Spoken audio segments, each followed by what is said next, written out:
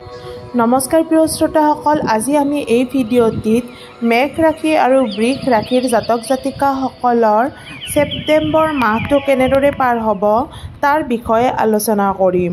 প্ৰথমে আমি আলোচনা কৰিবলৈ ওলাইছোঁ মেঘ ৰাশিৰ বিষয়ে। মেঘ ৰাশিৰ ছেপ্টেম্বৰ মাহটো জাতক জাতিকাসকলৰ আপোনালোকে যদি যাত্ৰা কৰে অথবা আপোনালোকে স্বাস্থ্যৰ ওপৰত যদি গুৰুত্ব নিদিয়ে তেতিয়াহ'লে সঘনাই কাহ জ্বৰ চৰ্দি হৈ থাকিব পাৰে। এই কাহ জ্বৰ অথবা স্বাস্থ্যজনিত অসুবিধা 14 ছেপ্টেম্বৰলৈহে থাকিব। তাৰ পিছত ভাগটো এই দশাটো নাথাকিব। দ্বিতীয় ভাগত আপোনালোকে অলপ ধৈৰ্য ধৰিব চেষ্টা কৰিব। 17 ছেপ্টেম্বৰৰ আগত যিকোনো পৰীক্ষা আদিত সফল হ'ব পাৰিব। এই সময়খিনি ছাত্ৰ ছাত্ৰীসকলৰ বাবে শুভ। প্ৰেমত এই মাহটো আপোনালোকৰ মাজত ভুল বুজাবুজি হ'ব পাৰে অথবা ইয়াৰ বাবে কাজিয়াও হ'ব পাৰে।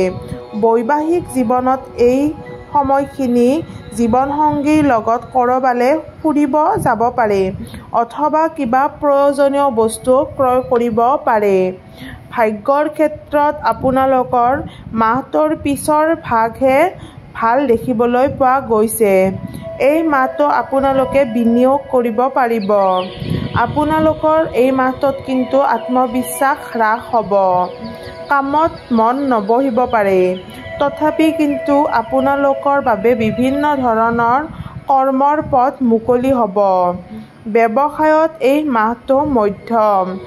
এই মাহটো অত্যাধিক উন্নতিৰ বাবে আপোনালোকে সূৰ্যোদয়ৰ সময়ত সূৰ্যক পানী অৰ্পণ কৰিব। লগতে হনুমান চালিচা পঢ়িবলৈ নাপাহৰিব। এতিয়া আমি আলোচনা কৰিবলৈ ওলাইছোঁ বৃষ ৰাশিৰ জাতক জাতিকাসকলৰ বাবে। বৃষ ৰাশিৰ জাতক জাতিকাসকলে স্বাস্থ্যৰ ক্ষেত্ৰত মধ্যম।